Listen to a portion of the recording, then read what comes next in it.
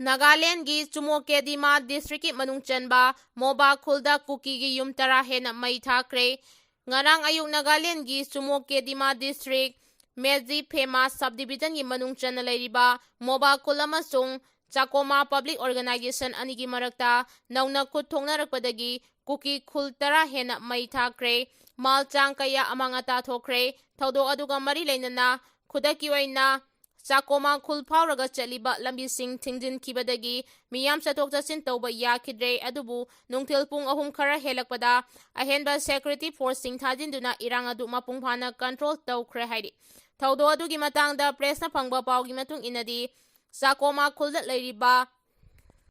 Angami Naga tribe amasung Mobhagi Kuki Khulda leiriba Kuki singi marakta nauna khut thoknarakpa aduna maram oiraka Kuki gi yum tara hena amangata thokibani thodok adu lamgi sayetnabagi matangda thorakibani thodok aduda nakalani gi marakta khut thanabadagi irang adubu control tawnaba sanction kiba security personnel ani asopan nangki adubu thodok adugi matung tarakpada ahenba forcing sanction duna irang adu mapung phana laksinduna nakalani gi mihusting yauna mifam pangthokre haidi thodok adugi matangda Dimapur gi Deputy Commissioner of Police Crime PRO na thadorakpa chirol amana hairibana ngasi ayuk Mezi Phema Subdivision da Chakroma Public Organization amasung Moba Village anigi marakta thokiba thodok adu yamna laibak thiba amani adubu haudikti mafam aduda ahenba security forcing thajinduna irang asi mapung phana control tawri loinana traffic movement ta normal oire nakalani gi miyamna santi thamnaba amasung lobu makutta paiduna sijinadanaba appeal tawri hairi litan gi irang yum ahum nauna mai thadokre Nongmei Kapnakre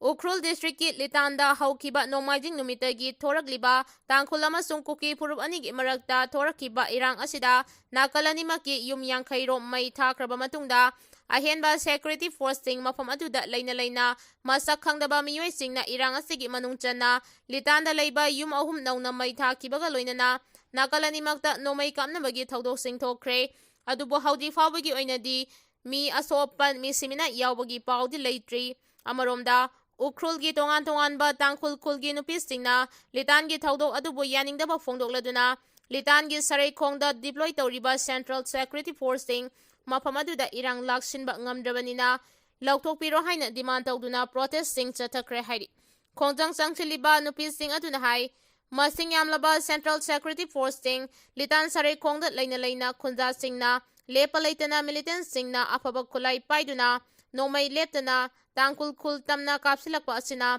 asauba awaba ama mayoknaduna leire maram asina Central Forcing na militant sing asibu laksinba ngamdrabanina Central Forcing da thajaba thamde makhoi sing asi mafam adudagi lauthokpikro haina demand tawki political solution purakri phawba Kuki zo area da Meitei changhandanaba Warep Loukhre haina ITLF na phongdorakre Kuki zo community gi oiba political solution ama purakri phawba Kuki zo na khundaba mafam singda Meitei sing changhandanaba Warep Loukhre haina Indigenous Tribal Leader Forum ITLF gi serol aman hairi North East Post ki paw aman hai ngarang ITLF na thadorakpa serol aduda pallibadi Meitei changhandanaba Warep asi Nahan February gi tarik 12 da ITLF na sinduna pangthokiba mifam amada laukibani mifam aduda kumda lisingani kulhumdoi gi May 3 dagi thorakiba irang asida Meitei singna Kuki zo gi misamyam tamthina hatkiba amadi lanthum manghankiba gi matangda kumna khanaraba matungda Warep sing asi laurakibani Kuki zo miyamna nangliba saitheng asti kok hanaba amadi matam chupagi ingtaba puraknaba athubada political settlement puraknaba honagadabani Nahan gi mifam na laukhiba Warep adu maru oina Kuki zo miyangi punsi ngang senaba amadi pamdaba thodok thoraktanaba laukibani hairi maram aduna Warep asi mari leinaba singna ngangna chatkadabani hainasu serol asida palli hairi